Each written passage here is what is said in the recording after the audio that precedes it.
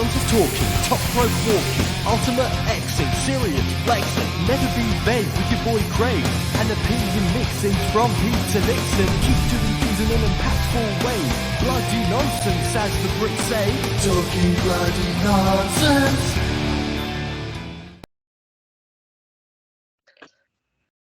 Yes, it's me. It's the M.I.C. Craig, aka Mr. Impact. Joined as always by the one and only Peter Nixon. This is Talking Bloody Nonsense right here on the TNIW channel. It's a new week, it's a new Impact. But first things first, Nixon, how's it going? All good here. Absolutely melting here in Cambridge. It's. Do you remember we had that heat wave a few years ago where it got to like 38 degrees? Cambridge was the hottest area in the country, and we had a sold out gig at our pub. 200 people crammed into the gig venue, and you know, obviously we're meant to keep the doors closed because of noise pollution, but that day I said open the doors because we're going to have people passing out. Yeah, and I know it's meant to get about that this coming weekend. It's going to be like 36, 35, and I'm just dreading it. My dog is dreading it. Yeah, we're not used to it over here. So when it's unnatural heat. This is biblical stuff for us. It's ridiculous. But I guess to distract ourselves, we should talk some wrestling. It's been quite a quiet week in terms of stuff for Impact, but in wrestling in general, it's been a pretty good week. For tonight's show on tap, we have Killer Kelly signed and Kushida incoming. The Good Brothers are staying till after the summer. I'm going to talk a little bit about these branded tapings, if the one coming up, the Derby City Rumble, if they're necessary, considering they're not used for the shows themselves. We'll get into that, and in the final 10, I'll talk a little bit about my trip to Wrestle Carnival. Give you a little rundown of what happened there, my thoughts on the matches. I mean, you saw the picture, met Eric Young, best moment of the year for me so far. Like, what a guy. But we'll get into that. Let's get into some Impact Wrestling, starting off with Killer Kelly is returning to Impact Wrestling. And now she revealed in an interview that she'd been signed since 2020, but, you know, the world happened. And also Impact announced for the upcoming tapings that Kushida is coming to Impact Wrestling and will be facing Rich Swann. I mean, what's your take on all of that? Let's start with the Killer Kelly news first, because everyone kind of had a feeling she was signed to Impact, but she went for a lot. Then the world went through a lot. What's your take on it? Another addition to an already stacked Knockouts division, but what's your feelings on Killer Kelly finally returning to Impact? I think she's a great fit. I was first made aware of Killer Kelly when she wrestled Charlie Morgan at the Royal Albert Hall for a WWE UK show just before they announced NXT UK. And the thing that stands out about Killer Kelly is she's got that Shayna Baszler vibe about her. You know she's legit. She has that legitness about her. I don't even know if that's a word, but she's got that, vibe about her. So she'll be a great fit to the Knockouts division because she brings that legitness, and she will instantly be a viable contender to the Knockouts Championship. Not in terms of storyline, but in the fans' eyes. If you put her in there with Mia Yim or Jordan Grace or whoever, tomorrow, people would buy it. I know she did the Knockouts Tag Team title tournament with Renee Michelle. Yes. I'm guessing they signed her then, but then of course, lockdown, and then did she have some visa issues? Yeah, and she also went through some mental health problems. I wasn't aware of that. Yeah, and she got stuck in Portugal for a long time as well. It's just unfortunate.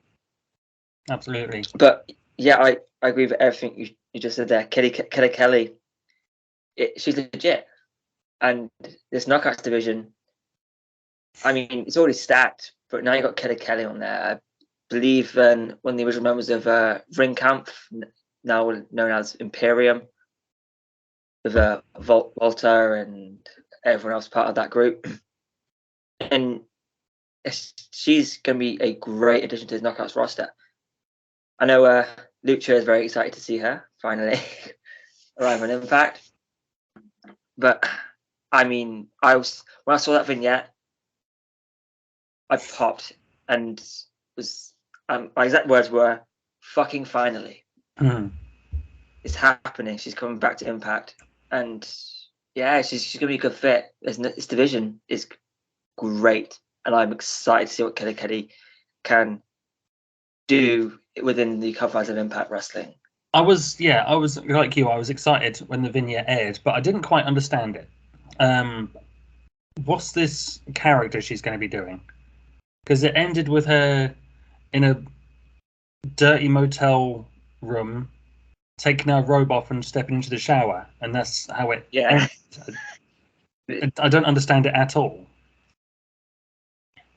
No, yeah, I don't get it either. You know, maybe there's follow-ups to come that will explain like this new or altered gimmick. Oh yeah, I mean, I don't expect her to show up until these TV tapings taking place next week, this week. I can't remember when. I should have checked.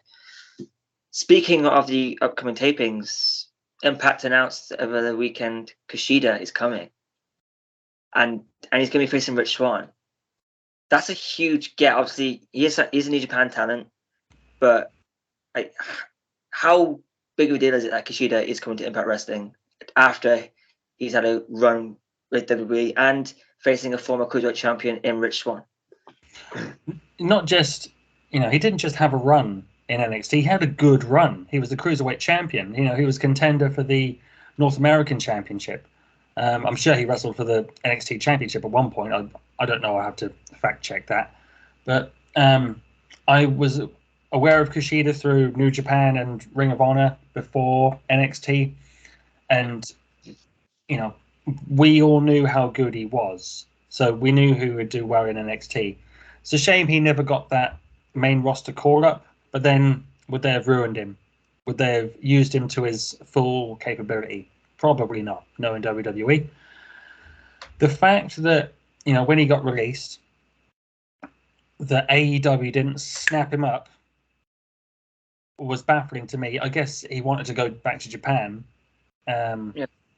But the fact that Impact get their mitts there, in terms of American television, if the Impact fans get Kushida before the AEW fans, I think that is huge. And the stuff he can do in Impact with Rich Swann, plus with Alex Shelley, they were the Time Splitters tag team. Yes. And as a trio with Sabin and Shelley as Time Machine, mostly machine guns and Time Splitters, I think, we're in for some cool stuff with Kushida on the roster. I mean, Kushida recently called out Alex Shelley for New Japan America show taking place in Nashville soon, so that's gonna be a banger.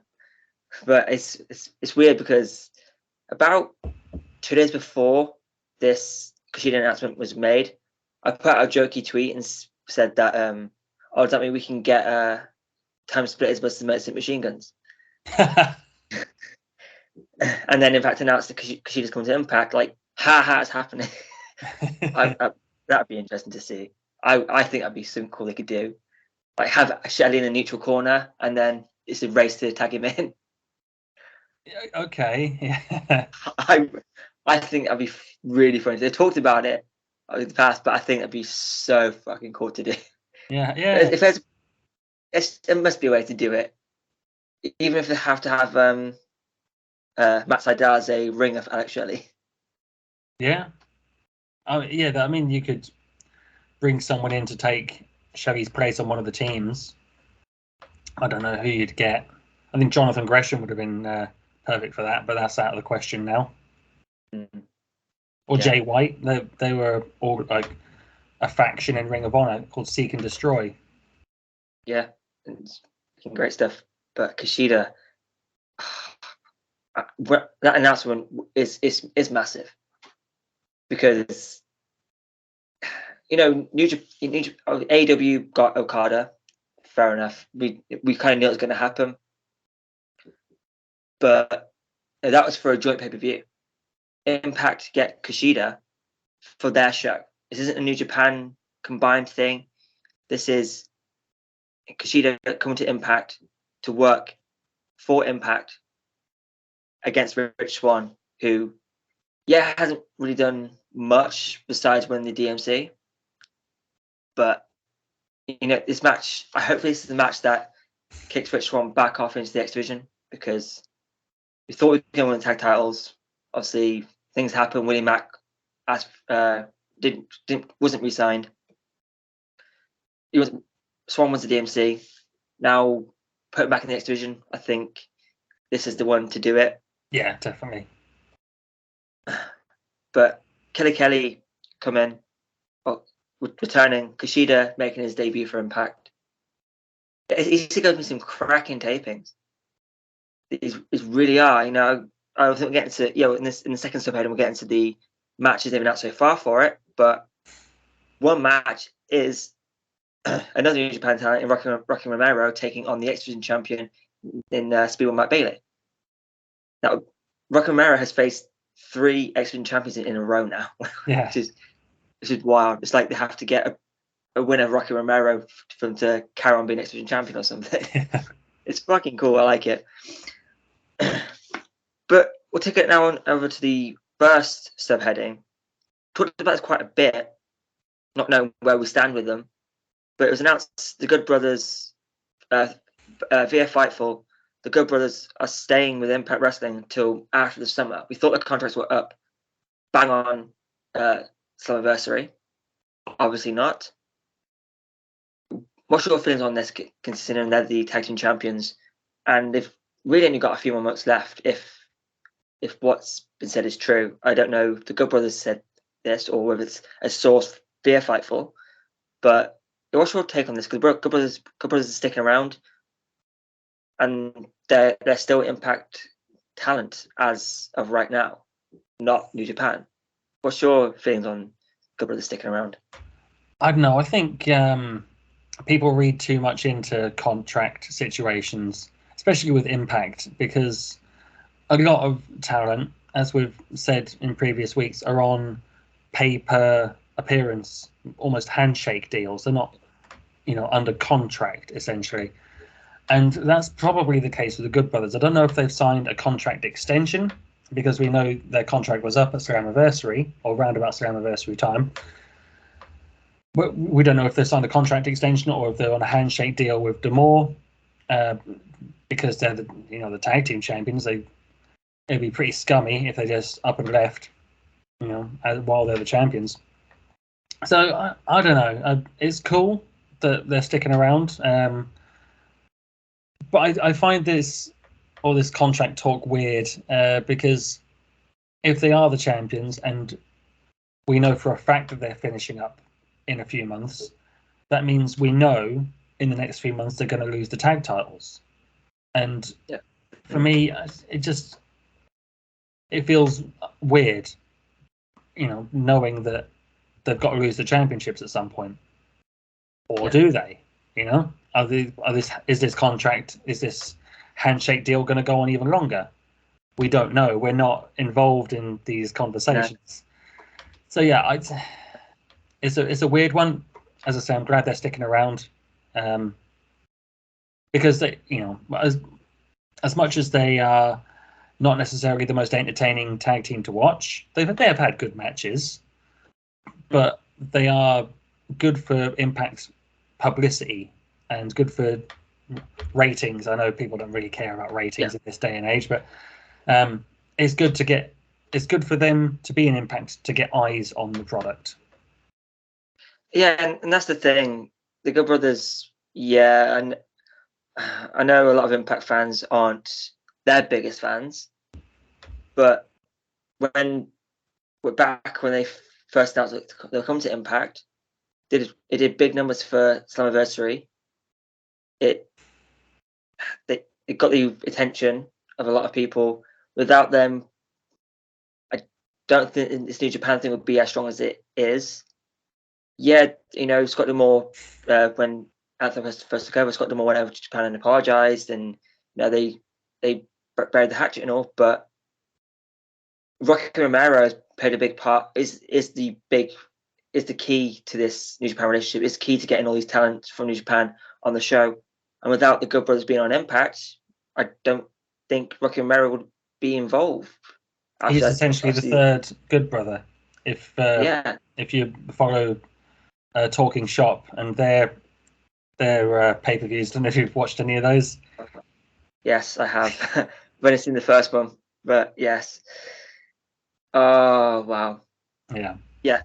Anyway, there's this whole contract thing. We don't know what's going on. We don't pretend to know what's going on. It's what we see online. And if they're sticking around, fine. I'm cool with it. But I don't know. It's a weird one in that they're the tag team champions. Contracts are supposedly running up, and they've just started another feud with Honor No More. Maybe that is where it goes. Yeah, I think that should be how it goes. If Good Brothers are wrapping up, I think that needs to be the one. Obviously, Honor No More, they're not signed as far as we're aware. Again, it's just per I think they're on contract, but I think a per taping contract. I don't think it's anything full time because they're working with NWA. But Mike Bennett said he's happy with Impact right now, so maybe I don't think that means they're signed. Murray Kanellis seems to be having one foot out the door, heading to Ring of Honor when that kicks off again properly. Again, we don't know. This is all speculation and what we've seen or read online, which, I mean, wrestling Twitter isn't always the best source of news. I mean, I don't really know when they've been right 100% on things, but it is what it is.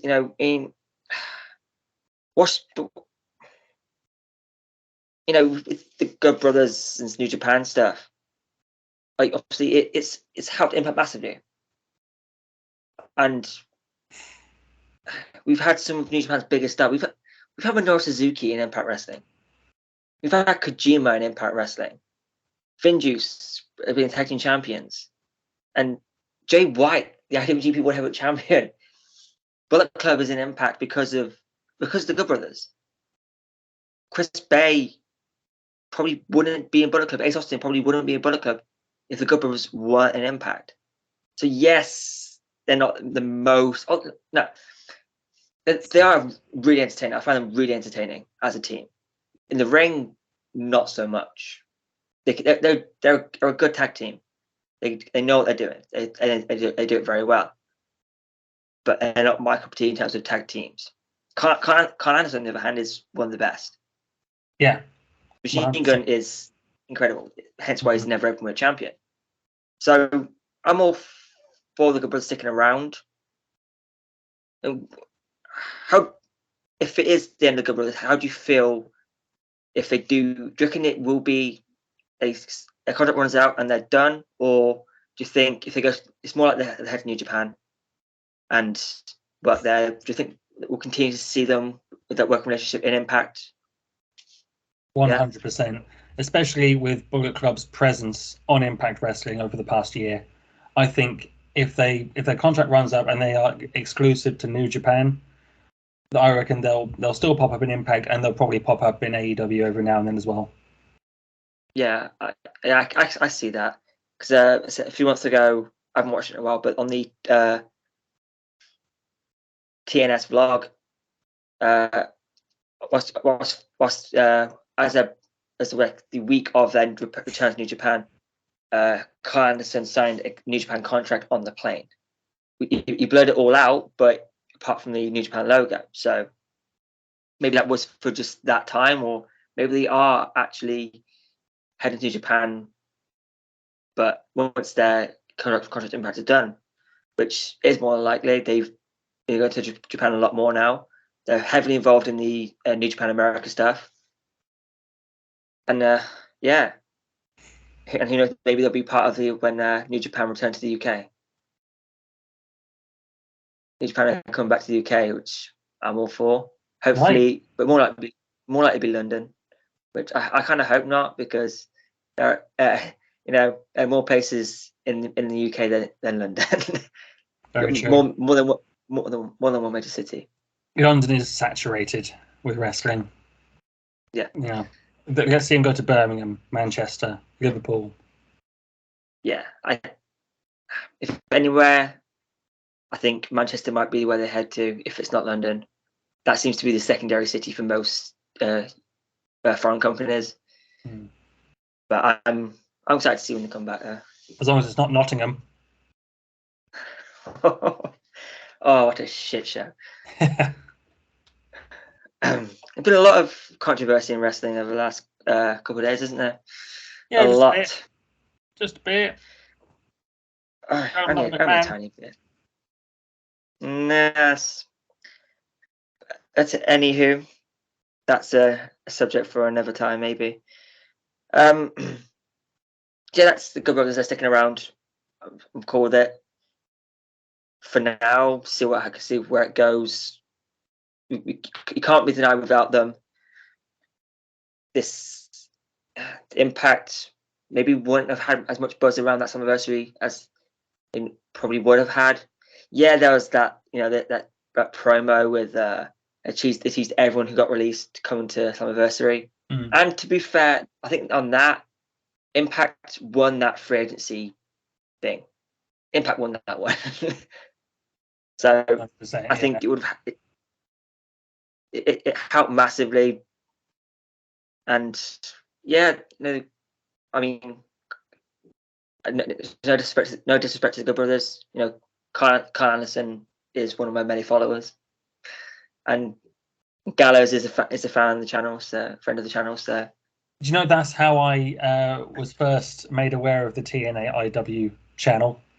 Was because the Good Brothers tweeted out about TNA IW, and I thought, yeah, I could use an Impact Wrestling review podcast in my life, and now here we are. I'm a part of that family. So you have the Good Brothers to thank for TBN, exactly, and all the nonsense that comes with it. Whoop, whoop. And here we are slagging them off, saying they can't work.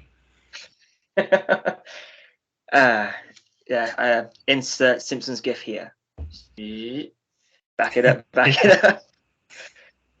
No, Good Brothers. When they came, I was really hyped. I bought the T-shirt. I've got the Good Brothers T-shirt, which sold out in a matter of hours. Mm-hmm.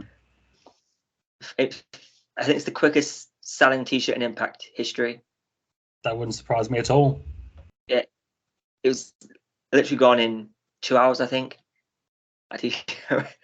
And now, look at that now, 3-time Impact Tag Team Champions, 8-time World Tag Team Champions all in all.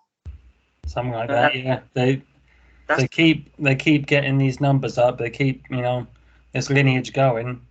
They could rival Team 3D, the Dudley Boys, in terms of tag team title wins. I mean, IWGP, SmackDown, Raw, and Impact, and wherever else they won tag titles. Mm-hmm. Obviously, they are the Lariato Pro Tag Team Champions, which, makes sense, I guess. Considering Gallows owns the company, yeah, that's a massive thing to shout about. No, but I've seen the Lariato Pro Tag Team titles, by the way.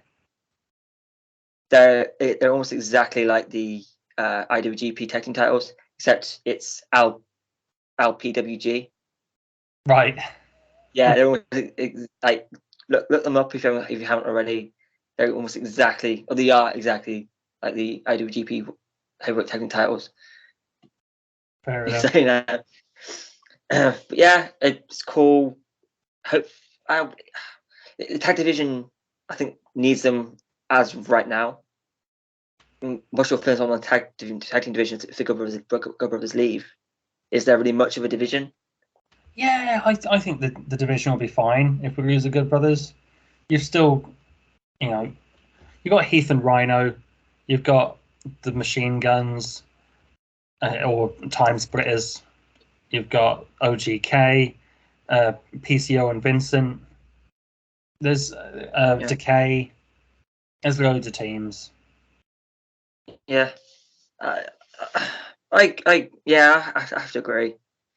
It would be a loss, but not as big of a loss as people may think. But that's the case with a lot of people who leave Impact. People seem to jump on it as it's one of the biggest losses this company's ever had, like it's an AJ Styles type loss, when in realistic terms it hasn't necessarily been. I can't think of someone leaving in the past 5-6 years that has caused a lasting damage effect on the company. There hasn't really been anyone. No, I don't think so. I mean, I miss Brian Cage, Willie Mack, people like that, Jake Something, Rohit Raju. Yeah. But the company's doing fine without them, and the TV product hasn't suffered. There hasn't been a lack of quality on the show. So, yeah, the show will go on whoever leaves. Yeah, it's Impact do a very good job of having a quick turnaround in terms of who their star of that period of time is. Yeah, and the Good Brothers have been the stars of the tag team division because for a while there wasn't really anyone else who could use. Not in terms of who has that amount of star power, but now you have the OGK who, they have to be the next tag team champions. No matter how long the Good Brothers reign for, OGK needs to be next. They've got next. Yeah. And because I wasn't too familiar with them, but I'm a huge fan of them now. Also, I knew them individually, but as a team, I didn't see much of them. But yeah, Good Brothers, they're a good team, and they've done a lot for Impact in these last 3-4 years. I forget. It's been too much time. Too much has happened in the last, but how many years? It's been batshit. They've been here 2 years. Yeah, it feels longer. Doesn't it? That's because the world, I suppose. The way the world is, I suppose that's probably. I mean, when they came, there was no crowd, Yeah, exactly. and now they're going everywhere. But yeah, I'm all for it. Good Brothers, cool. Let's see what they do. Stick around. But no matter what happens, I don't think it'll be the last time we see the Good Brothers in Impact Wrestling. No, exactly. So with that, coming up, I should have checked a date, but it's completely gone. Coming up next few weeks, Impact are heading back to Kentucky or Nashville. Probably Kentucky because it's called Derby City Rumble. I'm guessing it's Kentucky. Kentucky Derby, yeah, in Louisville. Yeah. There we go. Because Impact of Jordan Grace and Josh Alexander both showed up at OVW last week. James Storm is OVW National Champion, and Sami Callihan and Moose are going to OVW next week, I believe. Nice. So yeah, that makes sense. Finally, Impact needs to. I think it should be another topic soon, but Impact haven't really took advantage of this developmental with OVW. I don't think I haven't really took advantage of it, so hopefully it's actually now. But I think we'll get into that next week. Yeah, and it'll be an interesting conversation. But now, yes, Impact are heading to Kentucky for the Derby City Rumble TV tapings. Announced on tapings so far, I've got Alex Shelley versus Chris Sabin. We've got Jordan Grace and Mia Yim versus Chelsea Green and Diana Perrazzo. And it's Speedball Matt Bailey versus Rocky Romero. I believe probably will be for the X Division Championship. And also have Kushida versus Rich Swann. I want to talk about the branding of these TV tapings.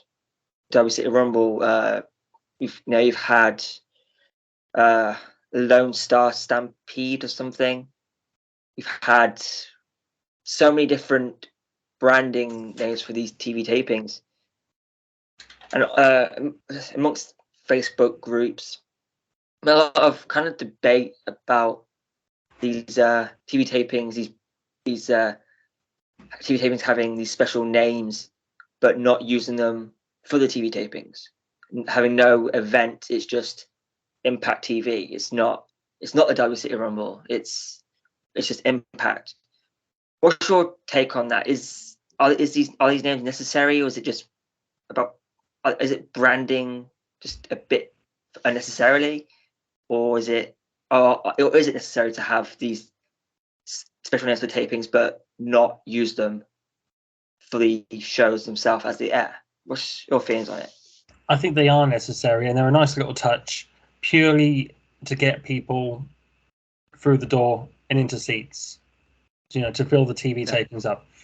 I think they market the TV tapings well, not well enough, because it does take a while for even the smaller venues to sell out. Yeah. But yeah, it's just a good marketing tool to advertise the shows and get people interested. I love the fact that they are advertising matches, not just Impact Wrestling TV taping, card subject to change, because you would struggle. Yeah. SmackDown struggles. It's on Fox TV. They struggle to fill arenas. AEW on a hot streak, they're not struggling. Good for them. Raw is probably struggling. I don't know. I haven't seen numbers. But yeah, it's a cool way of advertising the show, getting people interested, and people know who they're going to see and in what matches. Yeah, I'm in favour of the branded shows. In favour of them advertising matches in advance.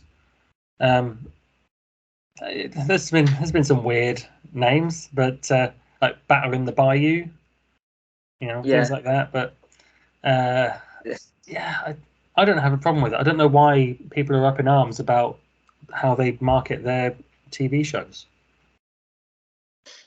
I mean, I understand where people are coming from in the fact, they don't use the names, so they create all these posters just for social media, which is I understand where people are coming from, but honestly, I didn't have an opinion on it for a long time. That was brought up in these group chats, and I thought, okay, yeah, it's a bit weird, but Impact branding, as you said, marketing has never been Impact's strong point. Never. It's a difficult one, because with Impact you've got a ceiling. They know that, and getting the word out on social media is probably the best way. I know they recently hired the ultimate pusher Darice, who worked for Impact for a little bit, had some issues, got fired, went to work with Doc Gallows for Laredo Pro as their marketing and their guy in charge of that, and he's done a great job over the last few weeks. He's been in the job. But if you've been a follower of the channel from day one, you might remember Tyreek being one of the first guests we ever had on the channel. He came on and spoke honestly, and then sorted it, and now he's back with Impact. So, and he's doing a great job. But yeah, marketing has always been an issue for Impact. I think you can go back. You can maybe not from the start, because the Asylum did well, always did. Then obviously came to 2012, where they were hiring out arenas and only filling half of it, and keeping rest under, keeping the other half out of the camera shot. You can, in Impact's biggest attendance to date is at the Alamo Dome for Slammiversary. Lockdown, yeah, but that wasn't full. There's 14,000 people there for Impact, and it's going to fit out about maybe 40,000. So it's always been an issue for Impact. These tapings, man, it is a good marketing ploy. But yeah, they have some very strange names. But as taping coming up, what's your feelings on the matches they've announced? I mean, actually, it was this Chris Sabin is going to be a banger. Yeah, you know it's going to be a good match, but why is it happening? That's the thing. They tend to do these one-off matches where they don't really have a story behind it.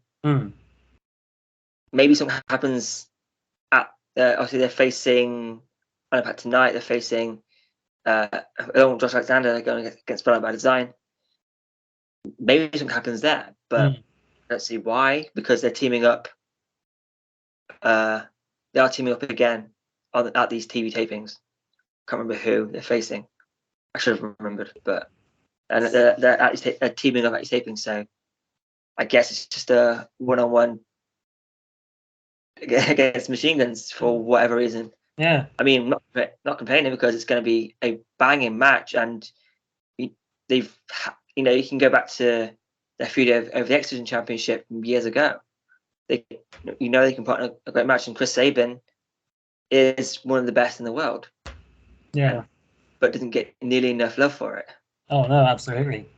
Maybe something happens with Kushida. Maybe they start teasing friction, like Sabin accuses Shelley of reforming Time Splitters and ignoring the Motor City Machine Guns. Something like that. Maybe, yeah. But I don't know. Also, Mia Yim and Jordan Grace against Jenna Praza and Chelsea Green. It's going to be another can they coexist thing. I was just about to say that. It's such an overdone thing in wrestling now. Can they coexist? I'm for it. It'll be a good match. Looking forward to seeing that one. The open challenge that Speedball Mike Bailey is doing at the moment for the X Division title, and Rocky Romero is the perfect challenger. In the Derby City Rumble. Yes, I cannot wait for that match. He's had Rocky had a banger against Ace Austin, and it was hard to kill. Banger against Trey Miguel, and this is going to be a banger as well. People already had a killer against Alan Angels, who is someone else Impact are reportedly interested in signing, which snap him up now, because like I said before, I didn't know anything about him, but I sign him up, because that match, jeez. And not just that, Aaron Angels has a buzz right now, so snap him up now, whilst he's hot, and capitalize on that momentum.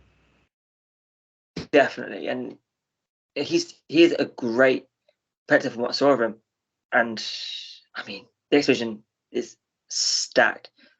But also we've got Doc Gallows versus PCO as well. Oh yeah, I'm game for that.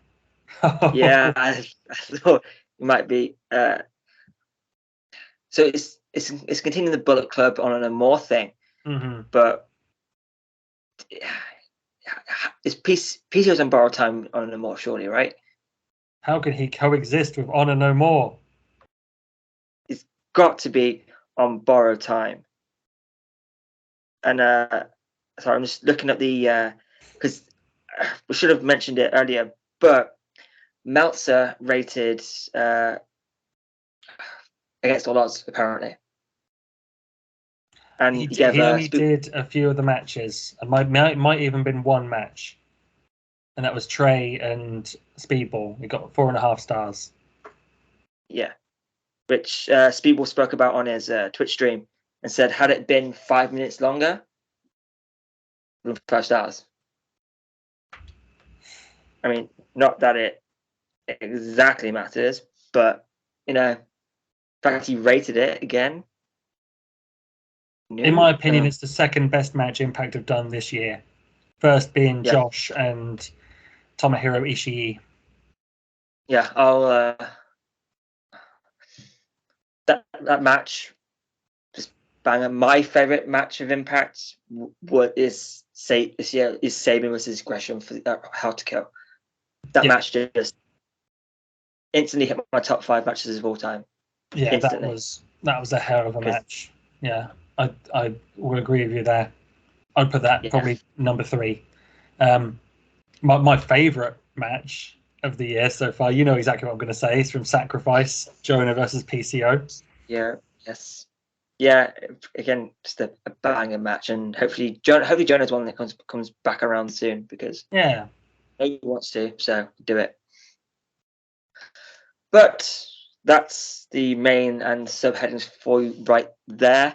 Before we take it over to the final 10, which probably will go a little bit longer than 10 minutes, I'll quickly run you through tonight's Impact card, and then we'll throw it over to the power rankings. But tonight on Impact, you have Violent by Design of Dina Doring and my new pal Eric Young taking on the world champion Josh Alexander and the Motor City Machine Guns. We have Chelsea Green taking on Mickie James, with everyone banned from ringside. We have James Storm taking on Steve Macklin. Tennille Dashwood takes on Marsha Slamovich. I don't know more of Eddie Edwards, Kenny King, and the OGK take on the Bullet Club of Chris Bay, Ace Austin, and the Good Brothers. And on BTI, it's Johnny Swinger versus Bhupinder Gurjar. I believe is number one contenders match for the Digital Media Championship. Okay. So that's Impact coming up. It's going to be another banging card. That's Impact for tonight as you watch, or whenever you've watched. That was Impact for this current week. But now let's take it over to the power rankings from Impact Wrestling last week. Do you agree? Do you disagree? Let us know. If you want to be part of the power rankings committee, we want you to be part of it. If you want to be part of the committee, all you've got to do is watch Impact, hop in the group, give us your top 10 wrestlers featured on Impact that week, and that's it. You're done. You can go about your life in peace. We're part of the rankings committee. Believe it's the very first week since he became world champion that Josh Alexander didn't make number 1, which is fair enough considering he's only on the show for like 10 seconds. But you can go watch Tatia and Burt give a full look of the power rankings in more depth if you like. So here they are. Here's the power rankings with Tatia.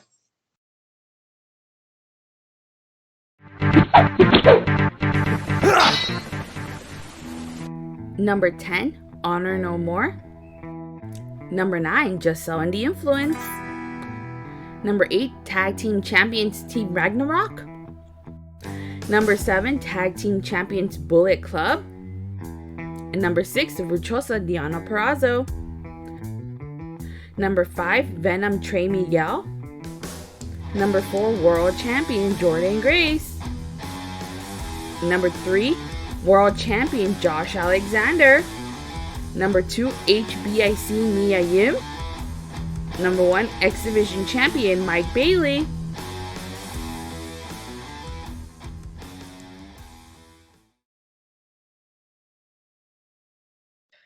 And we are back. Now it's time for the final 10. Almost, well, I guess final 15 as of right now. But yeah, if you follow me on social media, you saw that I went to Wrestle Carnival Ringmasters this last Sunday in Coventry at the HMV Empire in Coventry, and met a few people there, a few familiar faces. Met the TNI UK guys, and also someone who watches the show, and so some good people who I met through social media. So that was the fun part. But the show itself, I'm going to give you my feelings on it and take you through, have a little chat about it. And yeah, I want to start off though with Eric Young versus Darice. Man like Darice. I mean, 2-1. Yes, that man like Darice. If yes, Eric Young was man like Darice, and if Darice won, he goes on to the anniversary show to face Charles Crowley for the Wrestle Carnival Championship. Darice did win, but what a match! My match of the night, and Eric Young. Watching that man on TV does not do him justice. He is so damn good. And in terms of what happened, it went kind of back and forth a little bit, especially between the fans. There was 0-1-2-1 chance, and then our little section, the Impact section, essentially, we're all in one corner. As we got an 0-1-2-1 chant, 0-1-2-1 Eric Young, 0-1-2-1 Eric Young, and it was just so much fun. Darice is one of the best in the country right now. I mean, he's the current number one contender for the Wrestle Carnival Championship, and he's also has the Bank On It briefcase for the Kamikaze Championship, which is essentially money in the bank for Kamikaze. Matt Darice can end up being the Kamikaze and Wrestle Carnival champion at the same damn time. And I fully believe he'll be Kamikaze champion because Sean Custom's been a good champion, but he's been champion for 3 years. I think it's time for another one. But yeah, obviously, Darice in a professional capacity, he is insane at what he does. Former Progress Tag Team champion as well. Like, man like Darice is so damn good. He's got the full package. He can wrestle. He can talk. He's charismatic. He's got a great body. He's got a great look. As far as I'm concerned, it's the fact that he's over here in the UK that's holding him back. If he was in America, he would have been snapped up. He would be everywhere. Yeah, completely. I know a few years ago he had a tryout on NXT UK. Obviously, nothing came of it, unfortunately. But I mean, this match, I hope Impact and Wrestle Carnival can work something out where it becomes the Impact's digital media exclusive match, because people need to see this match. I mean, you can. It's coming out soon on demand on Wrestle Carnival. You can follow at Wrestle Carnival and get all the details of when this show is being released. But this match needs to put on the Impact YouTube as digital media exclusive, because Darice is so good. And of course, Eric Young is just. Eric Young did. I didn't think Eric Young was going to win this match because, it's if Darice wins, he goes to he faces Charles Crowley at the 1 year anniversary for Wrestle Carnival, and I didn't think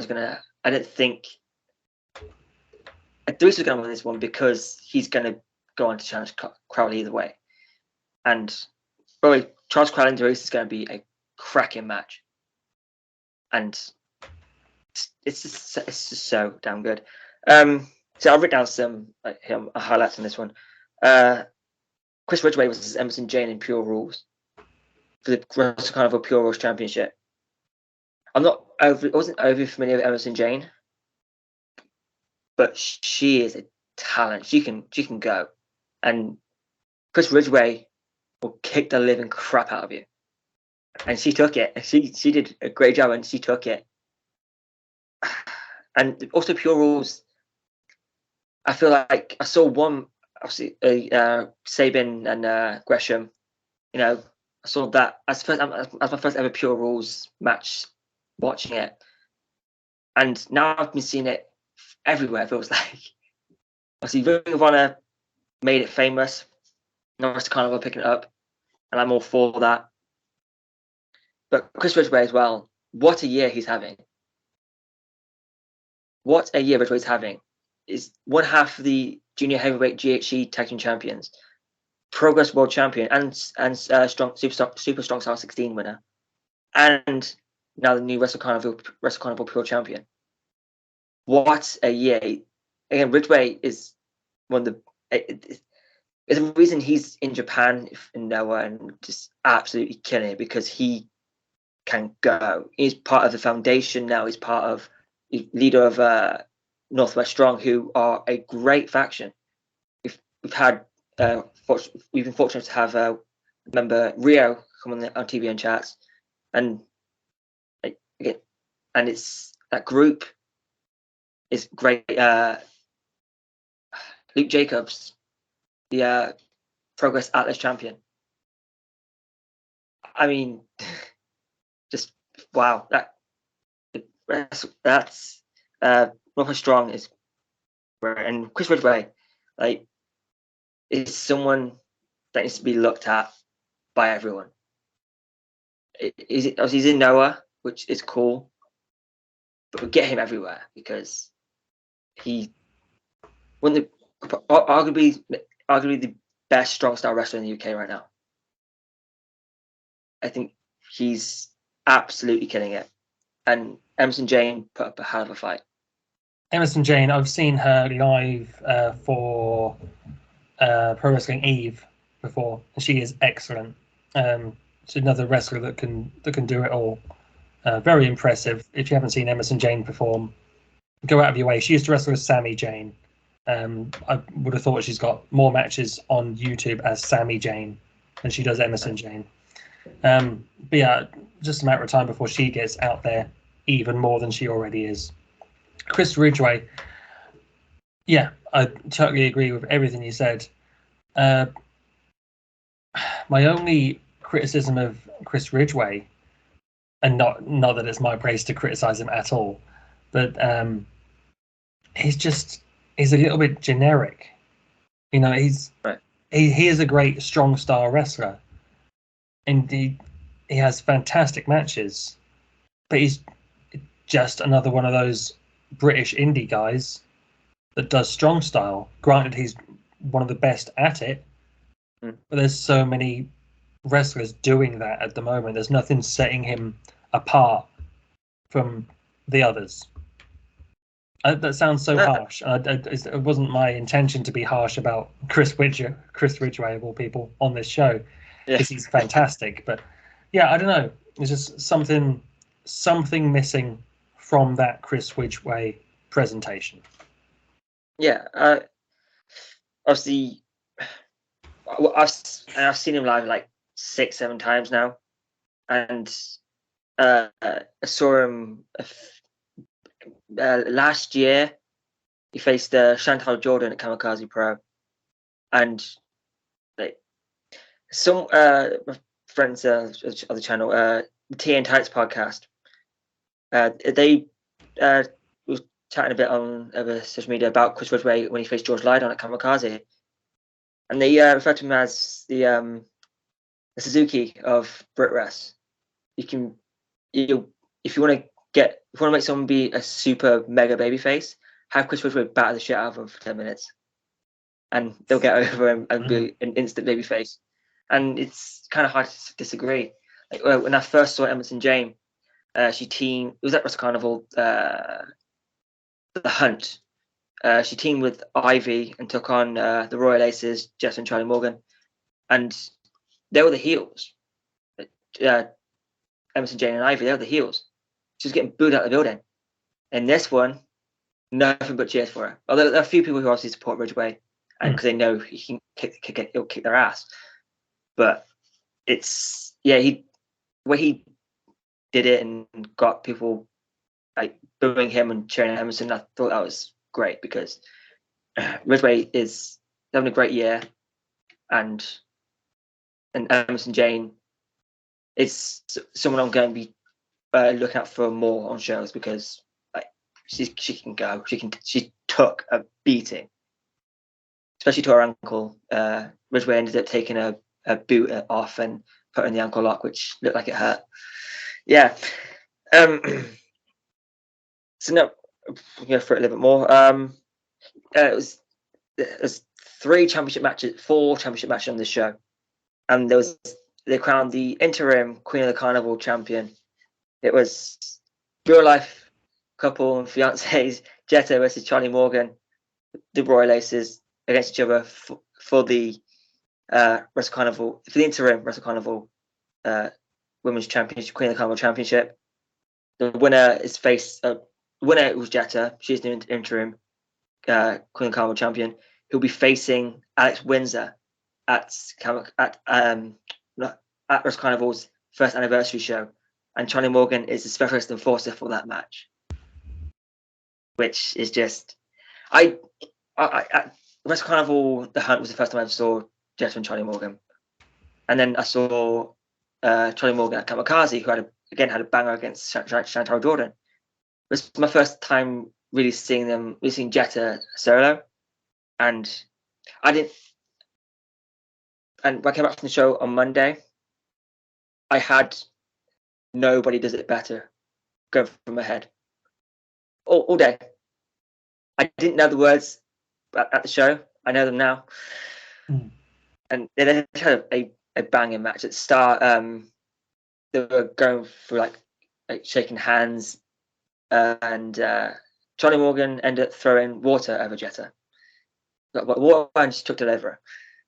And halfway through the match, they got Jetta picked up a kid from ringside and used the kid to kick Charlie Morgan in the Charlie Morgan in the chest or face. You couldn't quite see because of the ring post. But it was a very fun match, and like Jetta they're both having a great year, and I can't wait to see Jetta against Alex Windsor, because again, another person who's having a great year. The new Tokyo Joshi Pro Princess champion. I can't remember the full name, but it's along those lines. And great year. Obviously, Jetta and Charlie Morgan personally. I do, yeah. Charlie Morgan. I will refer to her as a working name throughout this. Charlie Morgan and I started wrestling training on the exact same day. We didn't know each other, and we happened to both be living in Cambridge at the time. And we turned up to a training session for WAW in Norwich. Obviously became friends. We started traveling to training and to shows together. So we've known each other for well over 11 years. So yeah, she's a good friend, and someone that we will be recording a podcast or a TBN chats with very soon. So look out for that. They have it. I messaged Charlie about something that you're about to talk about, probably. Let's get Do we get straight to it, and then I'll talk. Scotty to Hotty was announced for this show, and of course you faced Charles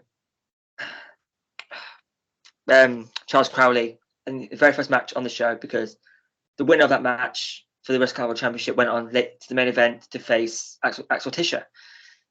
And unfortunately, Scotty to Hotty didn't get to hit the worm. So of course, everyone didn't get to hit it in the first, didn't get to hit it, because that dastardly spectacular twat, Charles Crowley. So yeah, show went through, got to the main event. It was Charles Crowley versus Axel Tischer. At the end of that, out comes Scotty to Hotty, hits the worm on Charles Crowley. Everyone pops huge for it. Of course they did, because it's the worm. Then Darice, who previously won his match and is now the number one contender for the Wrestle Carnival Championship, came out, have a little altercation with Charles Crowley. Scotty to Hotty came out to help Darice finally hit the worm. They had a chat.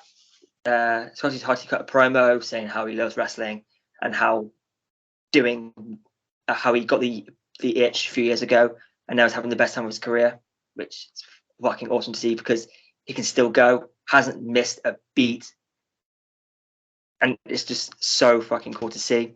Then he mentioned how last time he was over in the UK, he had some friends with him, being Grandmaster Sexay, Brian Christopher, and Rikishi, and how they used to do a little dance. So, but it was just Darice and Scotty Ty. They need some friends. Out comes Jeff and Charlie Morgan, followed by Scotty Totty's son, and so they did the two cool dance. And what a moment! They were talking about Axel Tischer as well, who hit the worm and then did Spinny Rooney. And Darice also hit the worm. Yeah, it was just a very fucking cool moment. Seeing it in person, like the TBN vlog will be coming very soon. That won't be part of it, because that you can go, if you want to watch that through a screen, you can go watch thousands and thousands of hours of footage of that dance. This I had to see with my own eyes, and I'm very, very glad I did, because it's a very cool moment. It's just great. But I want to touch on, before we go, the saga between the M.I.C and the Queen of Mean, Lana Austin, continued at Wrestle Carnival. She faced Becca, and the Queen of the Scrunchy crew, Scrunchy gang. Lana Austin took a little breather, came out to the section at the ringside where I was sat. I was just giving her encouragement, telling her to get back into the ring, telling Lana Austin to get back in the ring, back in the ring. She went, "No, you get back in the ring. You go. Got my shirt, tried to pull me up to get me into the ring. And then after she lost the match, she stole my hat. Lana Austin stole my hat. So yeah, and I doubt me and Lana Austin will ever be besties. But Lana, if you're watching, I'm definitely probably not watching, open an invite. Come on, TBN chats. Let's squash our beef. Let's do it. Let's be friends. Yeah, it's all a fucking banger of a show. And Robbie X and Leon Slater had a great match. Robbie X is the best cruiserweight in the world. Leon Slater is very, very, very. First time I've seen Leon Slater impressed me so much. I didn't know he was part of the 0-2-1, but now apparently he is. George Lydon made his debut Wrestle Carnival against Big Guns Joe, Jim Diehard, and Top Gun Tommy Kyle. And George Lydon got the win over Big Guns Joe. Plays with mental. And all in all, a fantastic show. Glad to see that Lucia Lee's okay. She attempted a suicide dive. Unfortunately, caught her feet on the middle rope and dropped headfirst to the outside. Knocked herself out for a few minutes.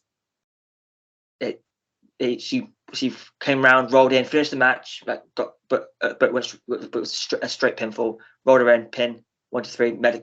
The medical staff, but thankfully she's okay. So, but yeah, it was all a fantastic show, and I would highly recommend going to a Wrestle Carnival show if you haven't already. The second one, I'm hopefully going to go to their first anniversary, where they'll be teaming up with Pro Wrestling Noah. That's going to be already on that show. You've got Spike Trivet, you've got Gene Money, you've got you've got Darice versus Charles Crowley, Jetta versus Alex Windsor with Charlie Morgan, special guest and Forster. But yeah, all in all, a fantastic show. And Wrestle Carnival, there's 300 people there at that show, and it felt like 300 people. It felt like more, to be honest.